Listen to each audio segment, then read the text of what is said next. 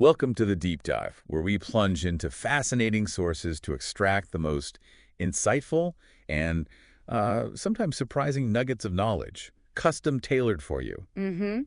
Today, we're taking on a topic that's, well, truly unnerving, the world of the paranormal. And we're looking at it through the lens of one man's really extraordinary, deeply personal encounters. Right. We've received some truly captivating material about Kevin Mannis. He's a writer, actor, Yeah. musician. And he's gone from being, a profound skeptic to someone profoundly educated, as he puts it, about things that go bump in the night. Yeah. He's here sharing stories that have completely shifted his whole understanding of the unseen world. So our mission today is really to unpack Kevin's experiences. We'll start with the infamous Dybbuk box, the one that actually inspired a major movie. That's the one. Then we'll dive into his quite surprising insights on demonic entities, the differences, Right. and even a live investigation into a deeply troubled haunted house. Yeah. We'll be trying to separate, folklore from lived experience. And understanding the very real distinctions and maybe dangers in the world of the unknown. Exactly. So let's begin this deep dive. Yeah. Okay, so our journey starts with Kevin's acquisition of what would become the original Dybbuk box. How did he even find it? All right, so about 10 years ago, Kevin found this odd padlocked box. It was at an estate sale downtown Portland. Right. He was actually there buying supplies for his business. He refurbishes antiques. Oh. And this box was just, a small thing in an auction lot. Didn't look like much. But then he tried to return it because that's where things got weird immediately, didn't they? Oh, absolutely. That's what's fascinating, the immediate, almost visceral reaction to the box. When Kevin tried to give it back later, the granddaughter of the woman who died, she became very, very adamant, Kevin said, and then quite hysterical. Hysterical? Yeah, insisting he keep it, absolutely refused to take it back. Wow. And the strange stuff started almost right away at his shop, didn't it? What happened there? Yeah, pretty much immediately. Kevin gets this hysterical call from his manager. She's at the shop, hearing swearing, loud noises, things being thrown, glass breaking, all coming from the basement. Okay, but the basement. Here's the kicker. Right. There was only one way into that basement through the front door. Kevin had the only key. Right. And his manager, Kevin said 98 pounds soaking wet. Just physically couldn't have caused that kind of mayhem herself. So impossible for her to be doing it. And the damage wasn't just a little noise, right? What did he find? No, it was major damage. All 10 sets of fluorescent lights, plus the incandescent bulbs in the basement broken, smashed and strewn on the floor. All of them. All of them. And heavy stuff, like a huge drill press, welding tanks, thrown across the basement like they were toys. Thrown. Wow. Yeah. And then these weird sensory details. Mm-hmm. A distinct smell of jasmine that would just appear, then disappear. Excessive. Followed by the unmistakable smell of cat urine. But there are no animals, no cats anywhere near the place. Huh. So smells, sounds, destruction. Mm-hmm. But he still tried to explain it away. Initially, yeah, he tried to rationalize it, thought maybe his manager was just really upset about something, looking for a normal explanation. Right. It's just incredible how quickly things escalated, though. So how did he get the name Dybbuk box? That came later. Yeah, Kevin didn't actually open the box until later, but the granddaughter, when she insisted he keep it, she told him her grandmother kept it in her sewing room Uh-huh. and always said it was never to be opened. Why? Because it has a Dybbuk and Kesselim in it. Dybbuk and Kesselim. Yeah. Kevin, being a skeptic then, just sort of dismissed Dybbuk as like a Jewish boogeyman story. Right. And Kesselim, it's a Kabbalistic term meaning fooling spirits. That didn't really click at the time. But looking back, fooling spirits is pretty chillingly accurate given what happened. Yeah, no kidding. But this redefinition, or rather, the actual definition of a Dybbuk, it's important, isn't it? It changes things. It really does. If we connect this to the bigger picture, the true definition of a Dybbuk from a Jewish perspective isn't an entity in something. It's an unclean spirit that cleaves to a person's soul.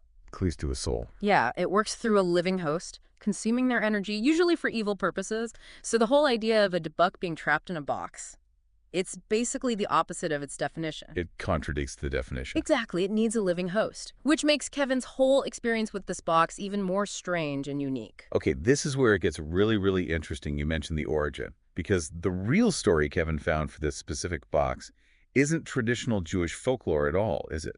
Not really, no. He found out it was apparently created by some German women in a pre-war ghetto. They were practicing seances, but more as a fad. not for serious religious reasons. That's with a fad. And they contacted something, an entity. They built a relationship with it, and it started trying to convince them to help it cross over, basically, bring it over to the other side from darkness into light. So they contacted something dark. What happened then? Well, they must have realized what they were dealing with, that it was a dark entity, so they tried to trap it. And they did this on November 10th, 1938. November 10th, what that date is. Incredibly significant, yeah. It's Kristallnacht, the night of breaking glass, the official start of the Holocaust. Wow. Kevin says they screwed up the ritual, and apparently the only living survivor from that group later met Kevin, apologized to him, crying. Apologize for what? For all the terrible things in the 20th century. She believed their ritual, their mistake, had unleashed this darkness, this horror onto the world. She linked it to things like the Korean War, Pol Pot, the Khmer Rouge, the Bhopal chemical disaster, even 9/11. Good grief. That's assigning immense weight to that one event. It's staggering. It connects this personal ritual, this mistake, to massive global catastrophes. It's a really chilling insight into how some people grapple with cause and effect, human error, and its perceived impact on the unseen world, almost biblical weight. Definitely. So we've got this box, this entity, this incredibly dark origin story, but then Kevin goes further, right? He makes a really clear distinction between a Dybbuk and a demon. How did he explain that? Yeah, he's very clear on this. He says they have different characteristics, different makeup. He compared it to the difference between like a horse and a fish. Basically, different species. A horse and a fish. Okay. And he draws a lot from rabbinic demonology to describe demons specifically. And what's fascinating isn't just what they're supposed to be, but how incredibly detailed this tradition is in, like, categorizing and defining them. It's almost scientific. So how does this tradition say they were created? Well, the story goes they were the last thing God created before resting on the Sabbath. So they were sort of unfinished products. Unfinished? Yeah, described as half angel and half human. And they have specific physical traits, wings, bird-like feet, scales. Scales? Like a reptile. Apparently. And they're not immortal like angels. They can die, they eat, they can even procreate, have offspring. They have kids. Wow. And interestingly, they're believed to be able to tell the brief future, like the next few weeks or months. Oh. Through things like astrology or by somehow knowing decisions made in heaven, but only just after they're made.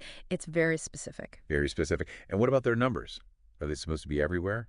Yeah, the texts suggest demons vastly outnumber humans, like significantly. How do they multiply? Is it just breeding? Well, yes, but their numbers are also believed to increase through other means. There's folklore linking their creation to certain human actions, like spilled seed, not intended for procreation, creating demons. Really? Yeah, old folklore says spilling seed creates 1,000 demons. Biblical descriptions sometimes mention demons outnumbering humans 1,000 to 1, even 10,000 to 1. It reflects these ancient ideas about the spiritual consequences of our actions. So they're potentially everywhere. Kevin even said there's a demon for everything. He did, like for broadcasting problems, computer glitches. He even joked about a demon for a bad hair day. A bad hair day demon. Yeah. Okay. So if they're everywhere, what's their main goal? What are they trying to do? According to this tradition, their main objective and their main authority is to torment and terrify humans. How? Primarily in their dreams. The belief is they literally crawl into our ear when we're asleep and direct horrible nightmares. Crawl in your ear. Yeah. That's a lovely image. Isn't it? So Kevin's experiences didn't stop with that first box. You got a second one, yellow, with claw feet. That's right. He acquired a second box, this yellow one with claw feet. Initially, he thought it might be inactive, maybe just an invitation. But it wasn't. Definitely not. He decided to open it during a live radio show. He was on Ground Zero with Clyde Lewis. On air. What happened? Chaos, basically. The temperature in the control room shot up 5, maybe 10 degrees. Producers, engineers, cameramen, they suddenly developed skin eruptions, hives, rashes. Just boom. Just from opening the box. Apparently. And listeners started calling in, reporting their cars or computers suddenly catching fire. Catching fire. Yeah. And then the entire broadcast building's electrical grid just shut down. The whole thing went dark. Whoa. That's Oh. dramatic. Look. Was there a more personal incident with that second box, too? Yes, there was a really striking one. Some movers were helping him, and without telling him, they took 2 coins out of the second box, just pocketed them. Oh, dear. Days later, Kevin calls them up. He just asks, hey, have you guys been fighting a lot? Have you lost any jobs recently? Are you, like, losing hair? They had. They'd been fighting. They had lost 2 jobs, experiencing all sorts of problems. The mover apparently got scared, returned the coins immediately. And the problem stopped. And the problem stopped, just like that. That is really strange, but the activity didn't stop there. Yeah. You mentioned something about an old clock. Oh, yeah. This is truly bizarre. Kevin had this old travel clock. It hadn't worked for like 15 or 20 years. Totally dead. Totally dead. He'd even used it in an art piece, taken the hands off, frozen the clock face in fiberglass resin. It was basically decorative junk. Okay. After he opened that second Dybbuk box, this completely defunct clock starts ticking loudly. And it ticked constantly for 7 days. 7 days. But it was broken.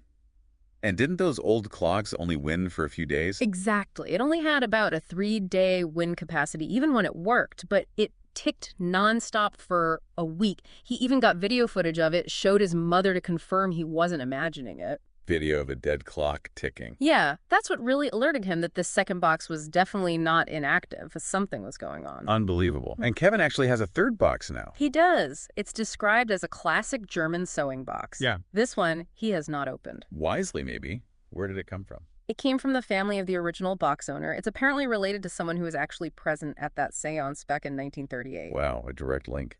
Does he know how many of these boxes might be out there? He estimates maybe 8 to 10 in total, scattered around the world. His first 2 came from completely different places, one South America, one Europe. And do they have similar contents? Very similar. He said all the ones he's encountered have had essentially the same types of items. Like what? 2 coins, some dried roseblood. Roseblood. Yeah.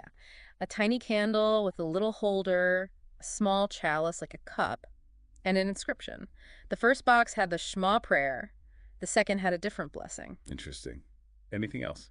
The second box also had a small stone engraved with the Hebrew word kai, meaning life. Kevin believes there's a very specific ritualistic reason for these particular items being included. It sounds like a kit, almost. Huh. A ritual kit. Okay, let's shift gears a bit. From Kevin's direct encounters with these powerful objects, we move to a different kind of story, a case study in a haunted house. This involves a man named Tim and his investigation of the Warren house. Right, Tim's story is harrowing. He actually always wanted a haunted house, kind of romanticized the idea. Careful what you wish for. Exactly. He found this place, the Warren house, and despite being initially skeptical, maybe just hoping it was haunted, he quickly realized it was, well, legitimately haunted. What did he find out about its history? He did some digging. Found out that Jewish tenants lived there from the early 1900s up to the 1950s, and they reported that paranormal activity seemed to explode around Jewish holidays. Specifically Jewish holidays. That's interesting. Yeah. And the house itself was built by a German family. Plus, there's a synagogue and a Hebrew institute nearby. Any history of anti-Semitism in the town that might explain targeting?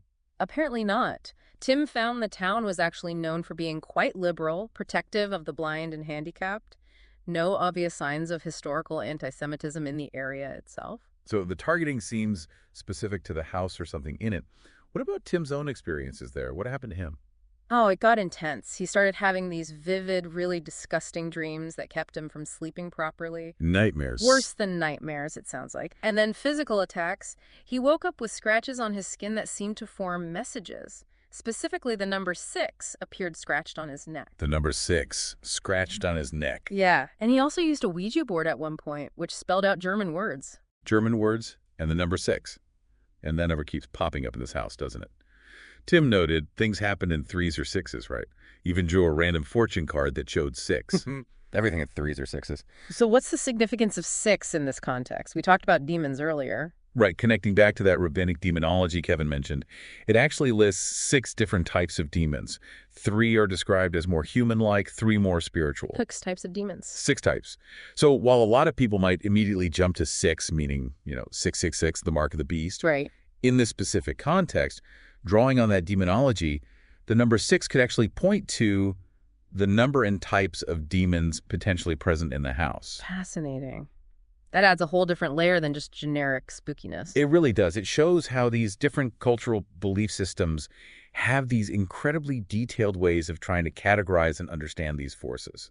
Okay, describe this rabbi blessing roleplay they did. That sounded like it provoked a strong reaction. Yeah, Tim and his friend Jonathan were just talking, discussing maybe getting a rabbi to bless the house. They were even joking about, if they had to tear the house down, maybe they'd donate the land to the nearby synagogue. Just talking about it. Just talking. And immediately, Tim said, things got really, really weird. They felt like they were being watched intently. The noises in the house picked up. And right after they mentioned the synagogue, they heard this distinct hiss. A hiss? Like a snake? Yeah. And then it escalated 3 loud hisses in quick succession. Tim got so freaked out he grabbed a broom for protection, then just ran to the kitchen. Wow, just from mentioning a blessing in the synagogue, that's a very specific trigger. Did other stuff happen that really unnerved them? Definitely. Tim described hearing the freakiest disembodied sound he'd ever heard, sort of a moaning, growling noise coming from the basement. From the basement again. Yeah. And right after that, he felt his arm get pulled forcefully. Pulled physically. Physically pulled. And his friend Jonathan's reaction was telling. He'd apparently dealt with, regular human spirit type hauntings before. But this, he left immediately, crying, said he felt mentally attacked in a way he never had before. Mentally attacked. That sounds different. The house also had a certain feeling, right? A smell, a coldness. Yes, absolutely. Tim mentioned this persistent, funky smell that would cling to his clothes even after washing them. And the place was always cold, uncomfortably cold, even with the fireplace going or the thermostat turned up. And Kevin had an explanation for the smell, didn't he? Based on demonology. It did. He connected it back to what demons are said to eat, according to lore, leftover cullings of a field that's been cut and smoked. Smoke. Yeah.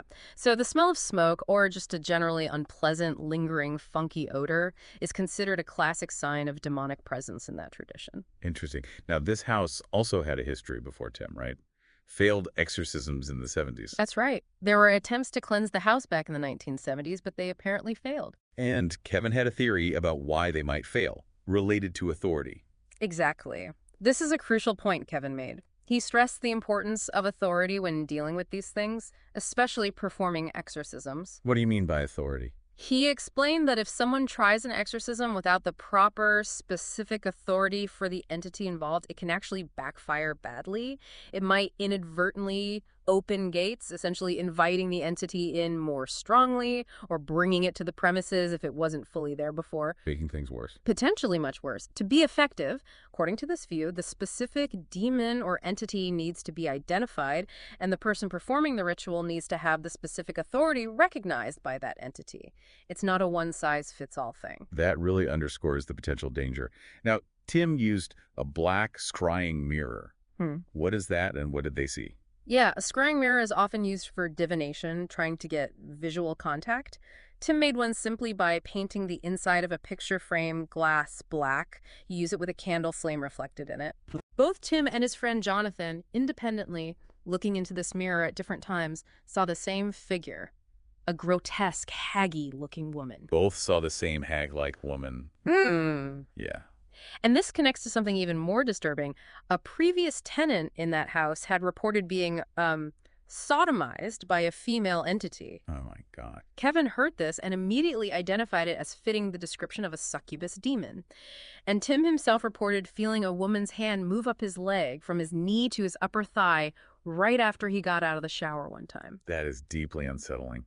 Kevin also mentioned something about how difficult it is to actually see demons normally. Right. He said in their natural state, they're nearly impossible to see, unless someone engages in specific dark mysticism practices. Like what? He gave an example, didn't he? A disturbing one. A very disturbing one. He mentioned an old dark folklore practice involving charring the placenta from a specific type of black cat. Okay, let's maybe not dwell on the details. Agreed.